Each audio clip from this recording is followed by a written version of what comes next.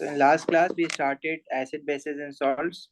In the last class, we discussed acids are the substances that gives H positive ions in aqueous solutions, right?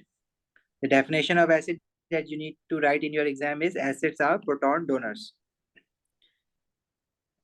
फिर हमने कुछ examples देखी थी acids की. Hydrochloric acid, when 1 mole of hydrochloric acid ionizes, it gives 1 mole of H positive ion and 1 mole of chloride ion. Similarly, when 1 mole of nitric acid ionizes, it gives 1 mole of H positive ion and 1 mole of nitrite ion. When sulfuric acid ionizes, it gives 2 moles of H positive ion and 1 mole of sulfate ion. Similarly, carbonic acid जब ionise होता है तो 2 mole of H positive ion मिलते हैं और 1 mole of carbonate ion. Phosphoric acid is H3PO4. When it ionizes, it gives 3 moles of H positive ion and 1 mole of phosphate ion. ठीक है. फिर हमने ये देखा था कि हमारे पास कुछ एसिड्स होते हैं जिनको हम ऑर्गेनिक एसिड्स कहते हैं, लाइक कार्बोक्सिलिक एसिड्स. इसमें से एक इथेनोइक एसिड था. इथेनोइक एसिड में we have 4 hydrogens, but the hydrogen which is attached with oxygen will only ionize. So इसमें वो हाइड्रोजन सिर्फ एक ही ऑक्सीजन के साथ बॉन्डेड है. तो when 1 mole of ethanoic acid is added into water, it gives 1 mole of ethanoate ion and 1 mole of H positive ion, right? Similarly, for we have another type of organic acid which is propanoic acid with the formula C2H5COOH. When it ionizes, it also gives 1 mole of H positive ion and 1 mole of propanoate ion. ठीक है. इसमें जो hydrogen oxygen के साथ है सिर्फ वो ionise होगा, पीछे वाले हाइड्रोजन आयनाइज नहीं होंगे. अच्छा, आज हम देखेंगे types of acids.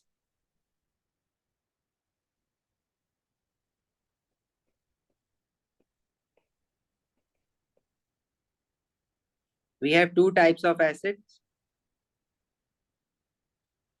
strong acids and weak acids.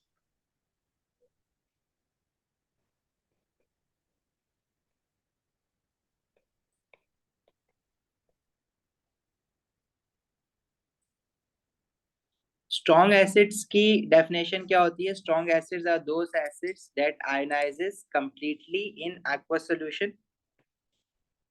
Acids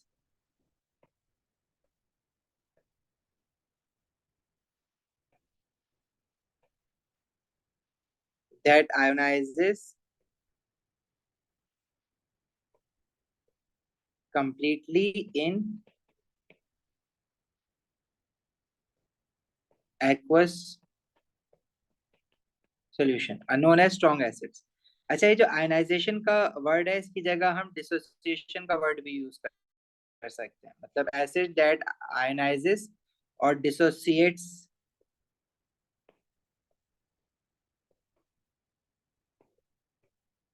completely in aqueous solution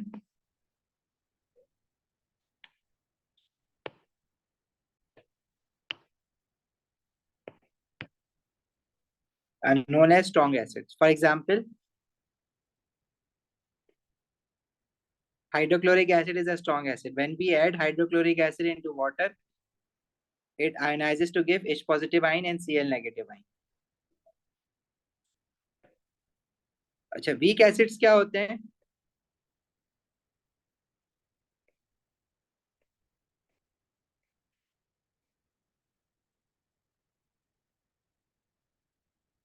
Weak acids are defined as acids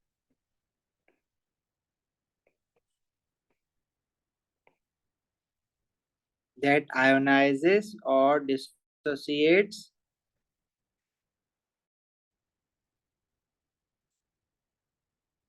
incompletely. Incompletely की जगह एक और वर्ड यूज हो सकता है, partially.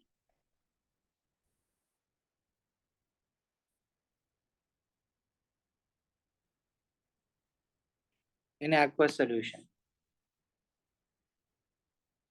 अच्छा, इसकी एग्जांपल में like organic acids are weak acids. Ethanoic acid formula है CH3COOH. When it ionizes, तो उसमें हम रिवर्सिबल का साइन बनाते हैं like this. It ionizes to give ethanoate ion and H positive ion. अब ये इनकम्प्लीटली आयोनाइज हो रहा है, जब भी जो साइन बना हुआ है ना वो रिवर्सिबल का बना हुआ है, लाइक दिस। एरो फॉरवर्ड भी जा रहा है, बैकवर्ड भी जा रहा है, मतलब कुछ मॉलिक्यूल आयोनाइज होने के बाद दोबारा से आप में मिलके अनआयोनाइज्ड मॉलिक्यूल भी बना लेते हैं। और इसका मतलब क्या है, देखो देखने में तो इक्वेशन से हमें ये लग रहा है कि मॉलिक्यूल तो दोनों का टूट रहा है, पूरा पूरा टूट रहा है। अब पार्शियल आयनाइजेशन का मतलब ये नहीं है कि मॉलिक्यूल आधा टूटेगा। भाई जिस मॉलिक्यूल ने आयोनाइज होना है वो तो पूरा का पूरा टूटेगा ना। आयनाइजेशन का मतलब है कि मॉलिक्यूल टूटा है। तो कंप्लीट आयनाइजेशन और इनकम्प्लीट आयनाइजेशन का मतलब क्या है, जरा इसको समझना गौर से। Let's say if we have two beakers containing water, और इन दोनों बीकर में हम इक्वल अमाउंट ऑफ एसिड्स डालें। पहले बीकर में if we add hydrochloric acid, let's say इसमें हम हाइड्रोक्लोरिक एसिड के 10 मोल ऐड करवा रहे हैं, और दूसरे बीकर में we are adding 10 mole of weak acid which is ethanoic acid. तो HCl के 10 मोल आयोनाइज हो जाएंगे to give 10 moles of H positive ion in this solution. HCl के सारे मॉलिक्यूल टूट जाएंगे, मतलब सारे मॉलिक्यूल आयनाइज हो जाएंगे to give 10 moles of H positive ion. But in case of ethanoic acid not all the molecule will get ionized. जितने ionize होंगे वो तो H पॉजिटिव आयन देंगे। लेट्स से 10 में से सिर्फ दो मॉलिक्यूल आयोनाइज, 2 मोल्स आयोनाइज हुए to give 2 moles of H positive ion. Rest of the other 8 mole of ethanoic acid won't ionize, it will stay in unionised form like this. वो पूरा का पूरा molecule ऐसे ही रहेगा, उसमें से H पॉजिटिव आयन नहीं निकलेगा। ये मतलब होता है स्ट्रॉन्ग एसिड और वीक एसिड का। देखो दोबारा समझो। अगर मैं आपसे कह रहा हूँ strong acid HCl is a strong acid, इसके 10 मॉलिक्यूल्स मैंने वाटर में ऐड करें, तो 10 के 10 मॉलिक्यूल आयोनाइज हो गए to give 10 H positive ion and 10 chloride. तो अनआयोनाइज्ड मॉलिक्यूल कितने बचे आपके पास? 0। 0 मोल अनआयोनाइज्ड फॉर्म में, मतलब वो ऐसा कोई मॉलिक्यूल नहीं है जो कि ना टूटा हो, सारे के सारे आयोनाइज हो गए। लेकिन इन केस ऑफ इथेनोइक एसिड अगर मैं इसके 10 मोल वाटर में ऐड करता हूं, तो 10 में से सिर्फ we are getting 2 mole of H positive ion. Sir ये 2 कैसे आएंगे? बाकी के जो 8 मोल है ना, भाई 10 में से अगर 2 मोल आयनाइज हुए, 1 में से 1 आ रहा है तो 2 में से 2 आएंगे। बाकी के जो 8 मोल है ना, वो आयोनाइज नहीं हो रहे, वो इसी फॉर्म में रह गए हैं अभी, मतलब CH3COOH पूरा मॉलिक्यूल है, वो टूट नहीं रहा।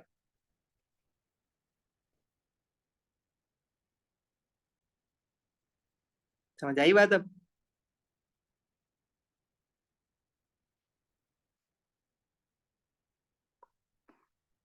गाइस समझ आई? दोबारा समझाऊं? सर इसमें एक बात समझ नहीं आई कि जो है ये 10 मोल से 2 मोल ऑफ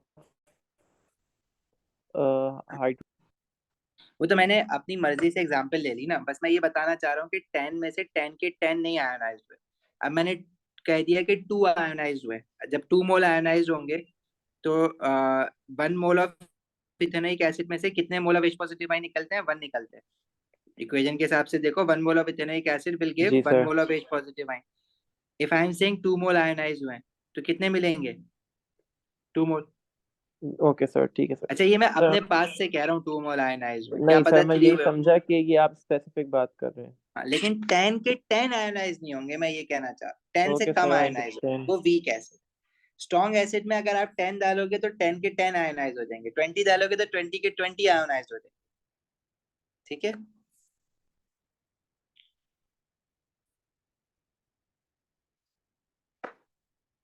चलो।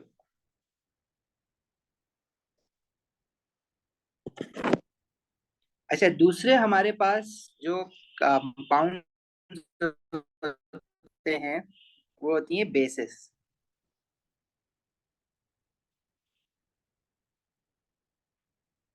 बेसिस क्या होते हैं? अगर हम उनको उनकी एक्सप्लेनेशन लें तो bases are substances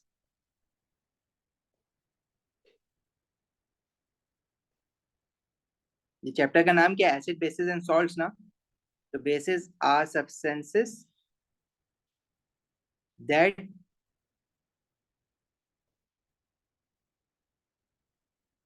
reacts with acids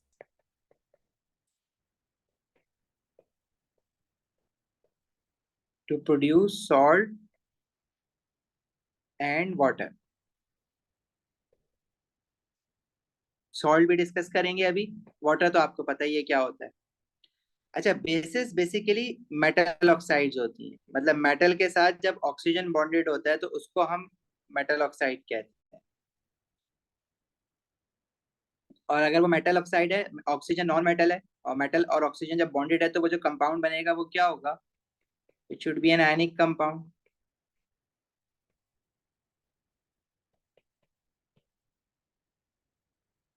for example group 1 का कोई मेटल है जैसे सोडियम है, तो सोडियम के साथ जब ऑक्सीजन बॉन्डेड होगा तो वो जो बेस होगी उसका नाम होगा सोडियम ऑक्साइड।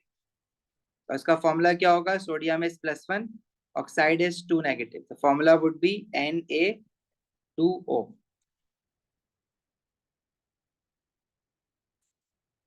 आसान, कितना सॉल्व करना है यहाँ तक?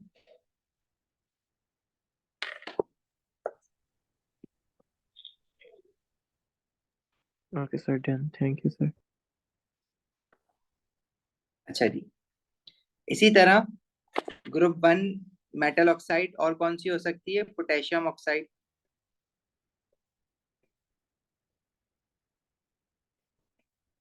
Potassium is +1, oxide is 2 negative, तो फॉर्मूला वुड बी K2O।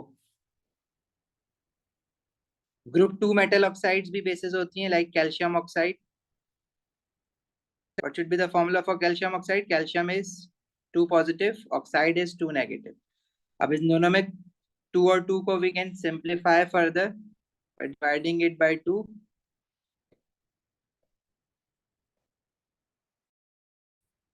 तो ये जो फॉर्मूला बनेगा वो बनेगा CaO, कैल्शियम ऑक्साइड।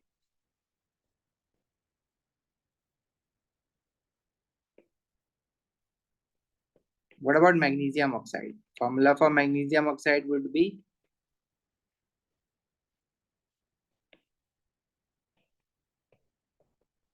MgO। इसी तरह ट्रांजिशन मेटल ऑक्साइड्स भी हो सकते हैं basis, like iron 3 oxide. Iron 3 means 3 positive, oxide is 2 negative.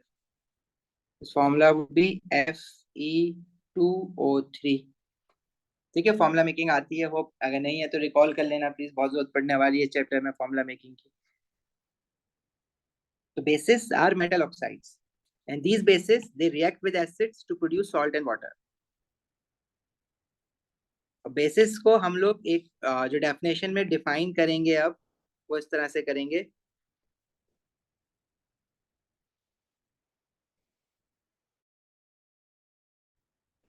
जैसे एसिड से हमारे पास प्रोटॉन एक्सेप्टर्स, तो बेसिस को हम कहेंगे, सॉरी, एसिड से प्रोटॉन डोनर्स, तो बेसिस को हम कहेंगे basis of proton, basis of proton acceptors.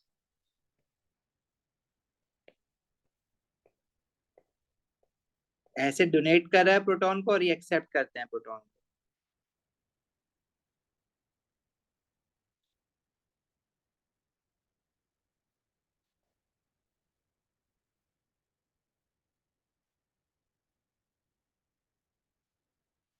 अब बेसिस हमारे पास दो तरह की होती है।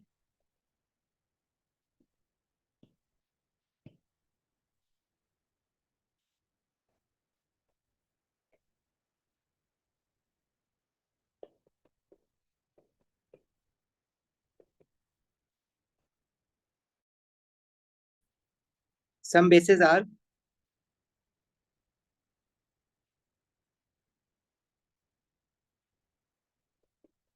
Water soluble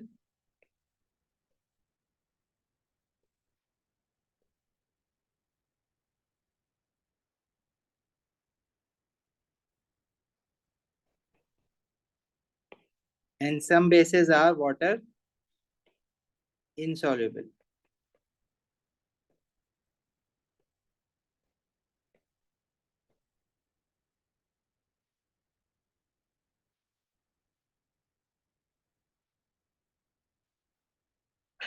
water insoluble bases मतलब जो पानी में डिसॉल्व ना हो, like all group metal oxides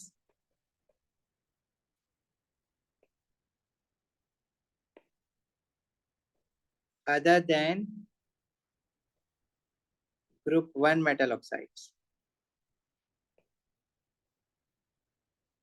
group 1 metal oxide के अलावा कोई भी बेस होगी ना, ग्रुप 2 मेटल ऑक्साइड हो गई जैसे MgO और CaO, या ट्रांजिशन मेटल ऑक्साइड हो गई Fe2O3, these all are water insoluble bases, and all bases which dissolve into water are all group 1 metal oxides. All group 1 metal oxides, they dissolve into water. Example, sodium oxide or potassium oxide. All the water soluble bases, when they dissolve into water, they form alkalis. देखो इसको आगे भी लिख लो पहले, फिर आगे बढ़ते हैं. Sir 2 second.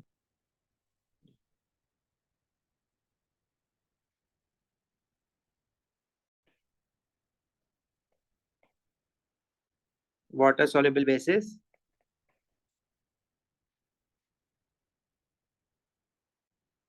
dissolve in water to form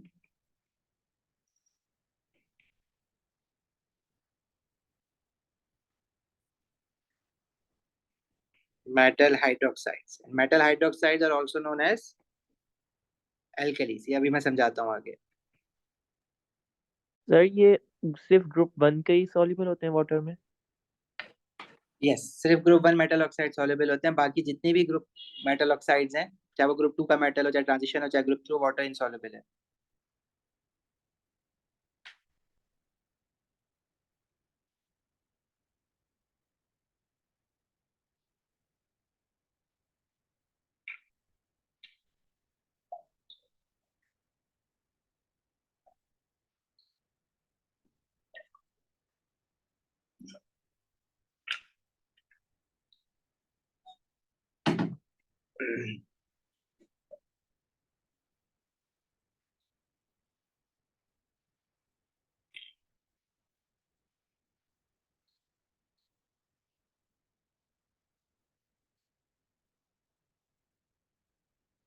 चले आगे कर दूं जरा.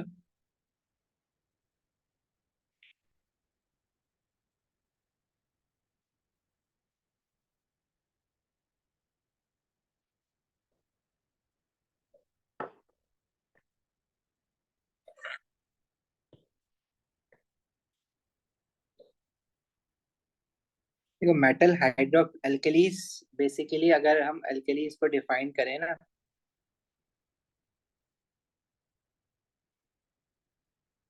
एल्कलीस की भी वही डेफिनेशन है जो बेस की डेफिनेशन है.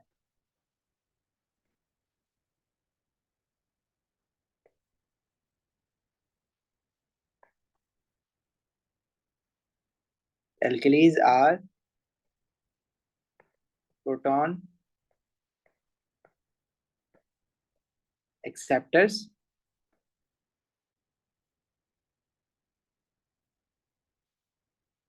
और alkalis too, they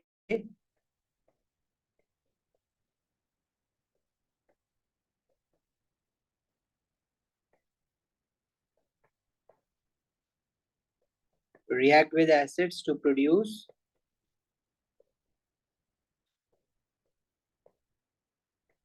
salt and water.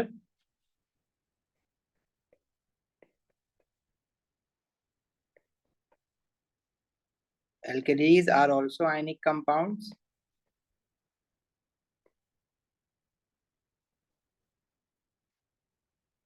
Alkalis का फॉर्मूला क्या होता है? Alkalis are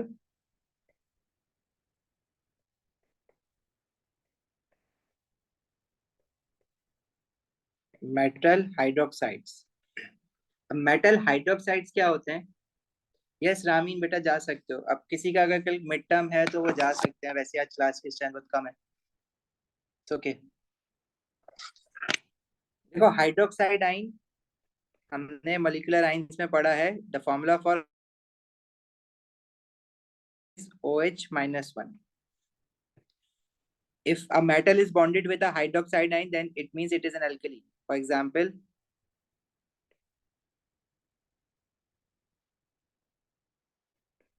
sodium hydroxide, Na positive ion and OH-1 ion.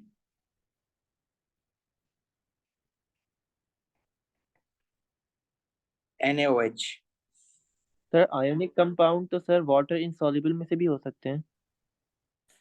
Ionic compounds yes हो सकते हैं, कुछ सॉल्युबल होते हैं कुछ इनसॉल्युबल होते हैं।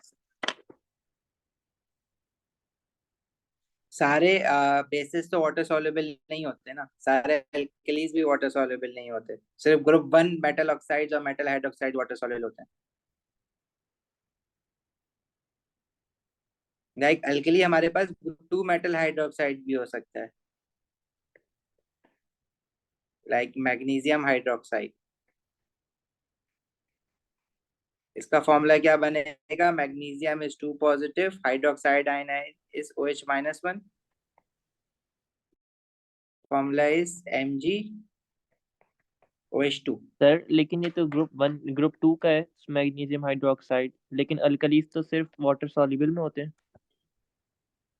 बता रहा हूं देखो,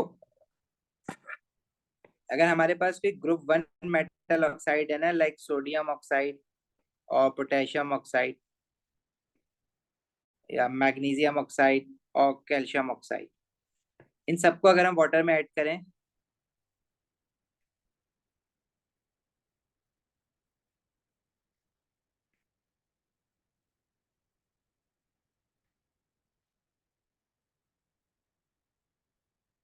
sodium oxide will dissolve to produce sodium hydroxide, potassium oxide will dissolve to produce potassium hydroxide, magnesium oxide and calcium oxide won't dissolve because they are water insoluble. But it doesn't mean that we cannot produce magnesium hydroxide or calcium hydroxide other means. हम किसी और reaction के through बना सकते हैं इसको। These are water insoluble bases, but we can prepare magnesium hydroxide and calcium hydroxide by other reactions। मतलब एक तरीका तो ग्रुप 1 मेटल ऑक्साइड्स को पानी में डिसॉल्व करके आप मेटल हाइड्रोक्साइड या अल्कली बना सकते हो। ग्रुप 2 और बाकी के जो मेटल ऑक्साइड्स हैं उनको वाटर में डिसॉल्व नहीं कर सकते, लेकिन उनका अल्कली आप बना सकते हो किसी और रिएक्शन के थ्रू, और डिफरेंट रिएक्शंस के थ्रू बना सकते हो। Okay sir, thank you.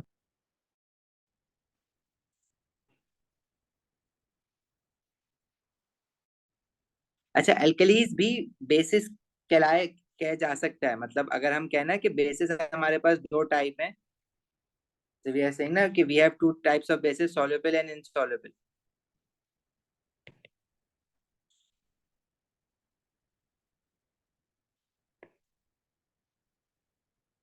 अब जो वाटर सॉल्युबल बेसिस हैं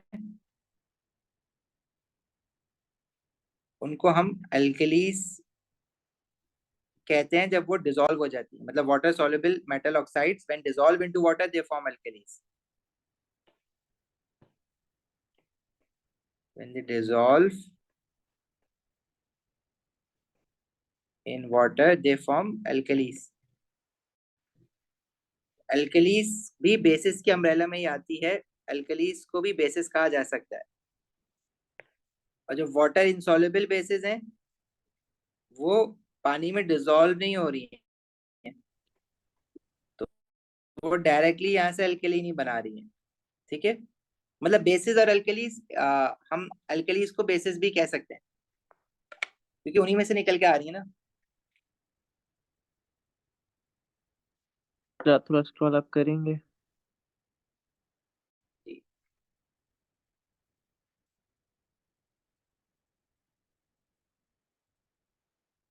okay sir, thank you.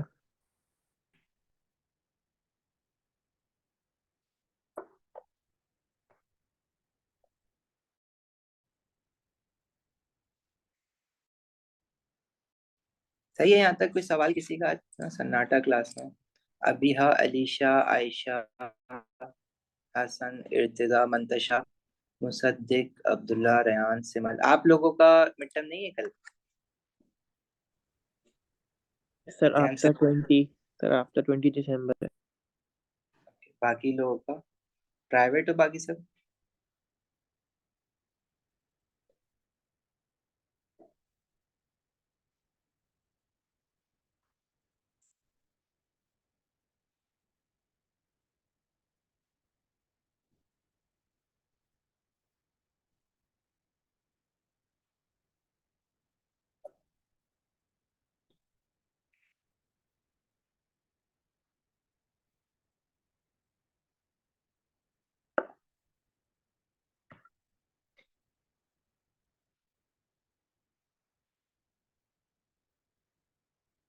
Clear है यहाँ तक?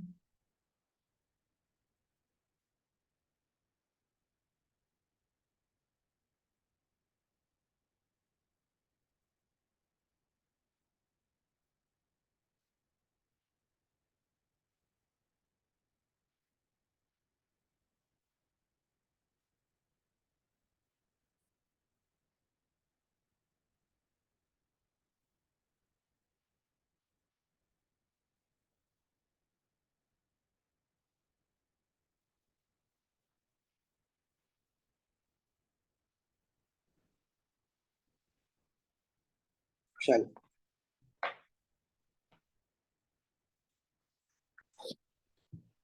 अच्छा जी, अभी तो बड़ा इंपॉर्टेंट काम करना है, क्या करें?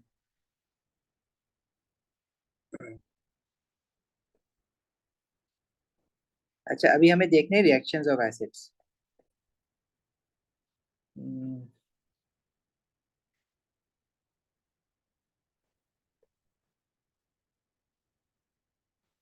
अच्छा, इससे पहले ना थोड़ा सा सॉल्ट इंट्रोडक्शन ले लेते हैं कि सॉल्ट एक्चुअली क्या है।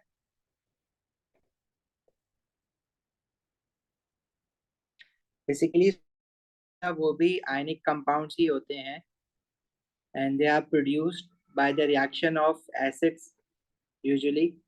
Sir, sodium. Sorry.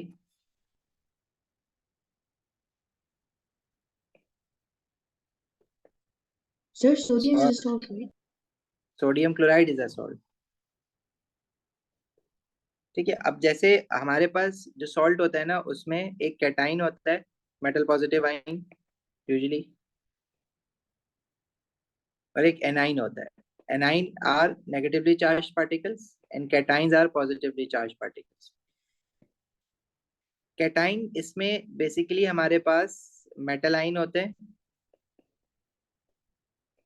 Mostly metal ions होते हैं। और एक टाइप ऑफ सॉल्ट और है जिसमें अमोनियम आइन भी होता है। जैसे अमोनियम आइन हमारा मॉलिक्यूलर आइन है NH4+1।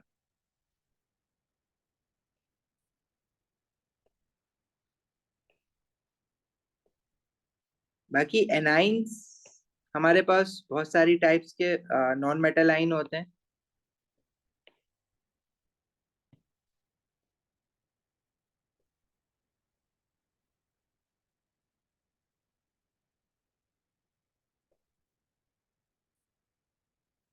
लाइक नॉन मेटल आइन भी हो सकते हैं और मॉलिक्यूलर आइन भी हो सकते हैं। नॉन मेटल मॉलिक्यूलर आइन लाइक क्लोराइड आइन, लाइक ब्रोमाइड आइन,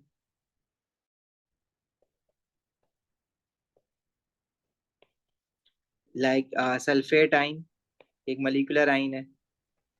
सर ऑक्साइड आयन।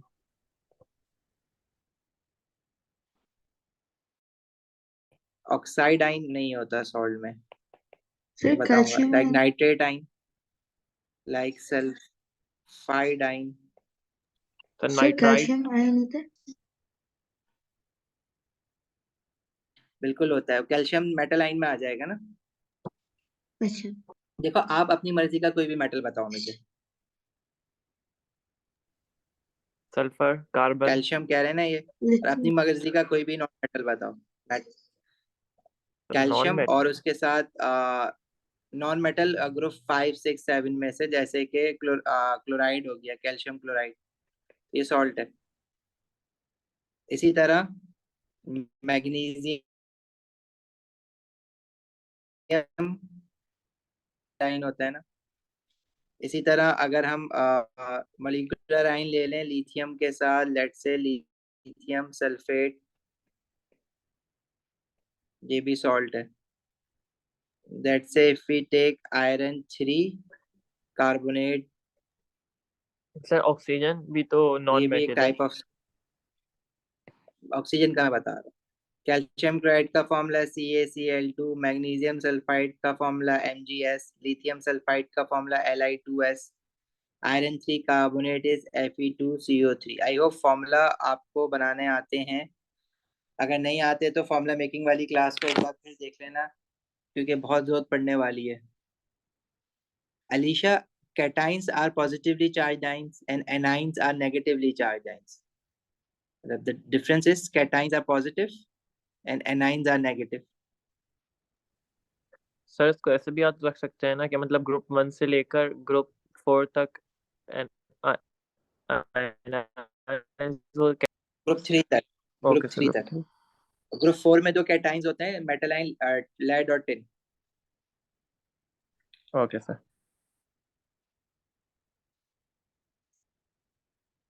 अलीशा बच्चे यही पूछ रहे थे, कुछ और पूछ रहे हो?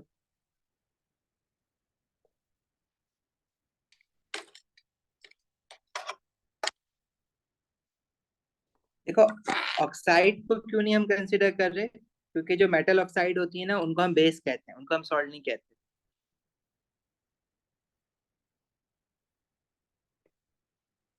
But all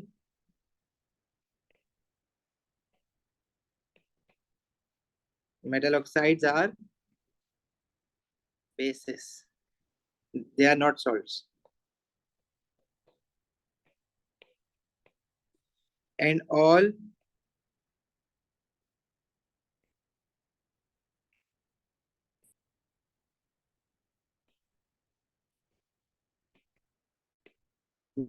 metal hydroxides are alkalis। मतलब इनफैक्ट जितने भी दुनिया के आयनिक कंपाउंड्स है ना, except for basis and alkalis, वो सारे सॉल्ट्स ही होते हैं। ठीक है, शॉर्ट में आप सॉल्ट क्या है, all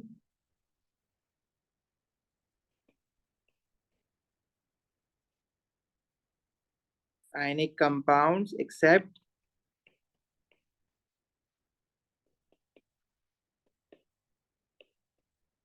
metal oxides. Metal oxides को हमने एक डिफरेंट नाम दे दिया है, which are bases. And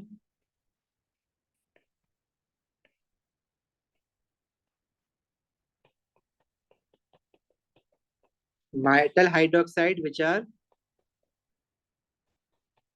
alkalis। all other ionic compounds are salts। सही है।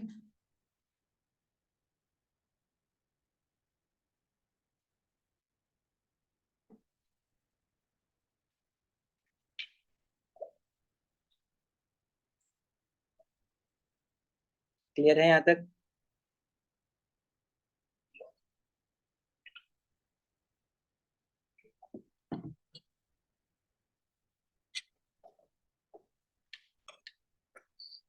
आगे चलूं?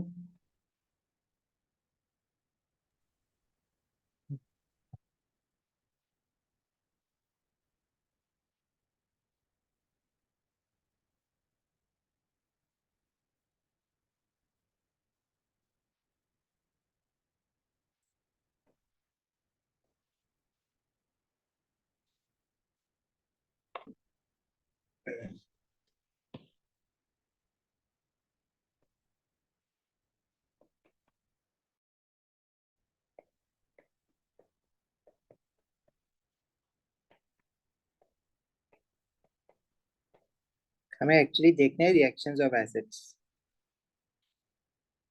जो एसिड्स होते हैं ना उनके चार रिएक्शंस होते हैं। तो acids they react with metals to produce salt and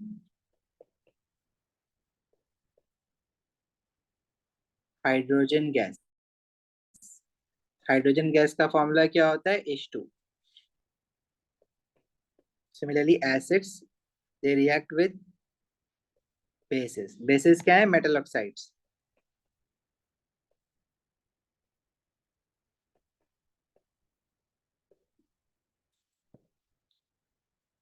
to produce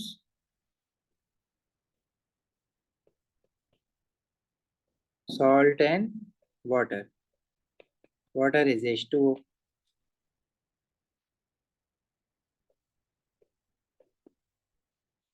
Acids also react with alkalis. Alkalis क्या होती हैं?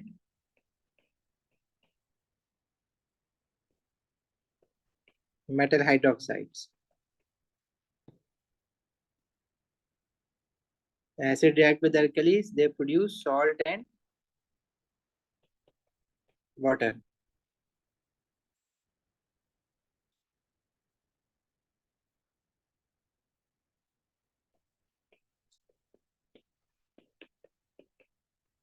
Acids also react with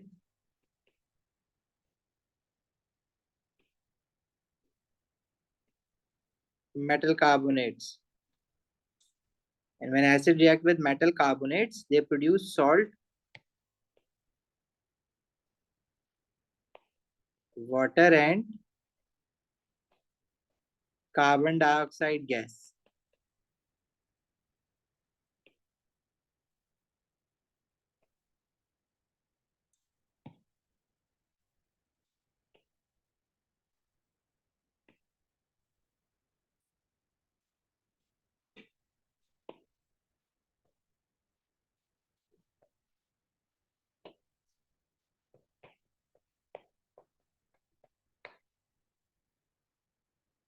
तो इन रिएक्शन को we have to look for this reaction one by one.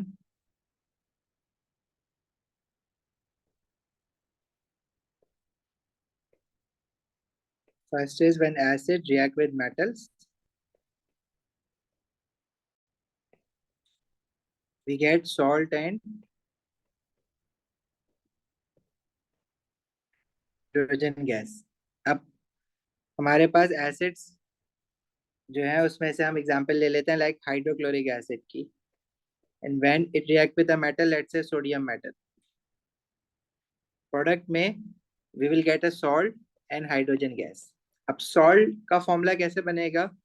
देखो इसमें जो metal है, salt बनाने के लिए salt, in order to produce a salt, इसमें एक मेटल आइन होगा जो कि मेटल से आएगा ऑब्वियसली, और जो नॉन मेटल आइन एनाइन है हमारा,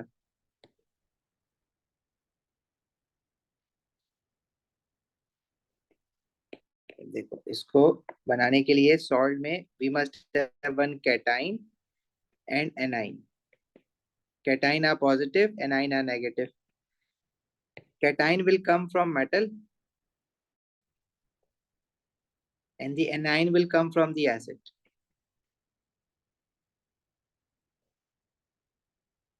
अब एसिड में जो वो Cl नेगेटिव आइन है, क्लोरीन है ना, और जो मेटल है वो सोडियम है। अब sodium is a group 1 metal, right? So it has a charge of +1. Chlorine is from group 7. It has a charge of -1. So the salt form would be sodium chloride with the formula NaCl.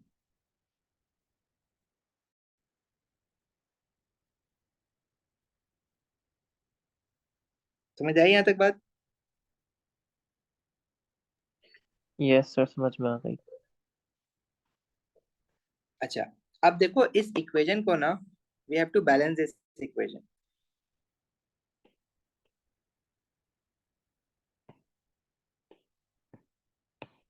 Balancing का क्या मतलब है?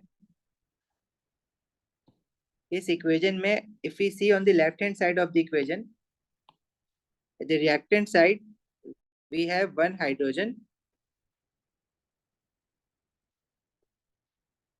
How many chlorines are there? One and one sodium. Equation के left hand side पे we have one hydrogen, one chlorine and one sodium. And on the right hand side we have two hydrogen, H2 लिखा हुआ है ना, but one chlorine in NaCl and one sodium in NaCl. अब ये equation balance नहीं है, मतलब right hand side पे we have two hydrogen, due to hydrogen this equation is not balanced. On the left hand side we just have one hydrogen. ठीक है.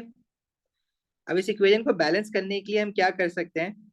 देखो, अब बैलेंसिंग किस तरह से होती है. अब हाइड्रोजन राइट हैंड साइड पे टू है, लेफ्ट हैंड साइड पे हाइड्रोजन टू करने के लिए मैं हाइड्रोजन के नीचे टू नहीं लिख सकता.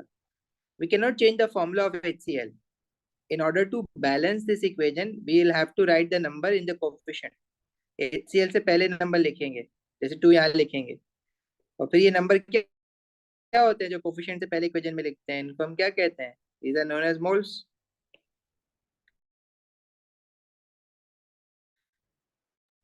सर ये NaCl पर भी हमें 2 लग जाएगा ना? अब HCl को बोलो. सर NaCl पर भी 2 लग जाएगा ना? यस, जब मैं HCl के साथ टू लगाऊंगा तो लेफ्ट हैंड साइड पे ये जो टू है वो सिर्फ फिर हाइड्रोजन से थोड़ी मल्टीप्लाई होगा. HCl में हाइड्रोजन वन है, पूरा HCl मैंने टू कर दिया है, तो हाइड्रोजन कितने हो जाएंगे? टू वन जार टू, हाइड्रोजन तो होगा टू. लेकिन ये टू जो है फिर ये क्लोरीन से भी मल्टीप्लाई होगा. अब क्लोरीन वन है तो टू वन जार टू, क्लोरीन भी टू हो गए. अब राइट हैंड साइड पे क्लोरीन तो वन ही था, अब लेफ्ट हैंड साइड पे टू हो गया. HCl को हाइड्रोजन को टू बनाने के चक्कर में क्लोरीन टू हो गया. अब मुझे राइट हैंड साइड पे क्लोरीन को टू करना पड़ेगा, यहाँ पे वन है, और उसको करने के लिए क्या तरीका है कि मैं NaCl से पहले टू लगा दूं. और जब मैं NaCl से पहले टू लगाऊंगा तो क्लोरीन तो चलो टू हो जाएगा, लेकिन ये टू जो है फिर Na से भी मल्टीप्लाई होगा ना, सबसे होगा फॉर्मूला में जितने भी एटम्स हैं, तो सोडियम भी टू हो जाएगा.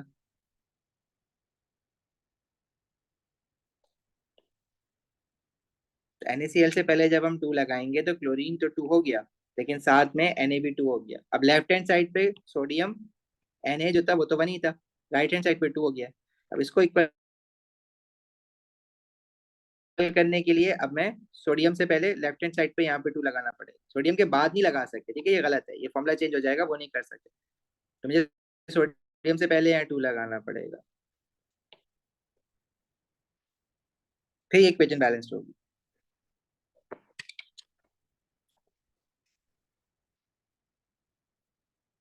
समझ आई बात?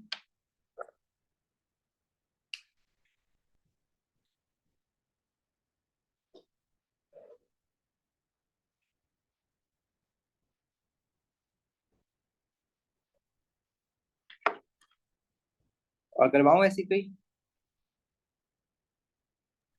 Yes sir. चलो एक रिएक्शन और करते हैं. एसिड हम लेते हैं हाइड्रोक्लोरिक एसिड, और जो मेटल है वो हम लेते हैं magnesium. Acid plus metal react कर रहा है, प्रोडक्ट में बनेगा salt and hydrogen gas. Formula is H2 hydrogen gas का. सॉल्ट का फॉर्मूला बताओ क्या बनेगा?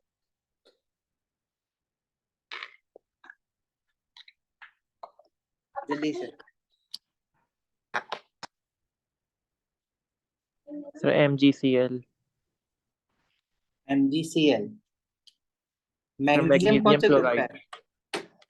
मैग्नीशियम क्लोराइड बनेगा, क्योंकि जो मेटल है वो मैग्नीशियम है, और जो नॉन मेटल आइन है वो क्लोराइड है जो एसिड से आएगा. तो सॉल्ट बनाना है ना, तो इसमें कैटाइन जो है वो तो मेटल से आ गया,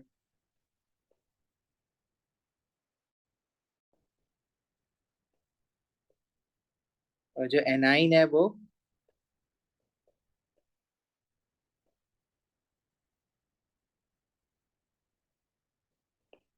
एसिड से आएगा.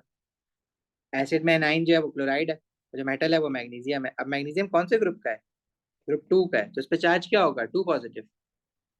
Chloride is from chlorine which is from 2 group sir 7, उस पर चार्ज होता है -1, तो ये फॉर्मूला क्या बनेगा? It is MgCl2। MgCl तो नहीं होगा ना, should be MgCl2। No sir ठीक है, formula of salt would be MgCl2. Name of the salt is magnesium chloride. Formula is MgCl2. अब इस इक्वेशन को बैलेंस कैसे करेंगे?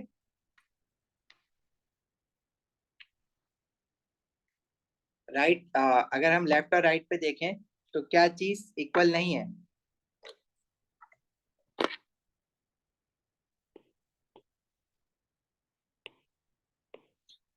लेफ्ट हैंड साइड, इक्वेशन की जो लेफ्ट हैंड साइड है उस पे hydrogen, we have one hydrogen, one chlorine and one magnesium. On the right hand side we have two hydrogen, two chlorine and one magnesium. So we need to make hydrogen and chlorine 2 on the left hand side. So we'll multiply HCl by 2. This will make hydrogen 2 on the left side and also chlorine 2 another 2 on the left hand side. Okay, it is balanced now. Okay sir बाकी सबके साथ कुछ भी नहीं लिखा, मतलब वो by default 1 है, 1 लिखने की जरूरत नहीं होती है हम। ठीक है, ओके सर सर आप और पढ़ाएंगे या लीव कर सकते हैं?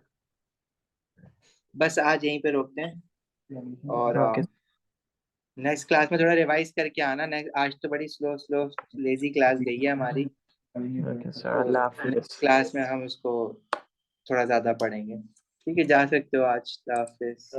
टेस्ट का लेक्चर मिल सकता है? लेक्चर बिल्कुल मिल जाएगा, ड्राइव पे अपलोड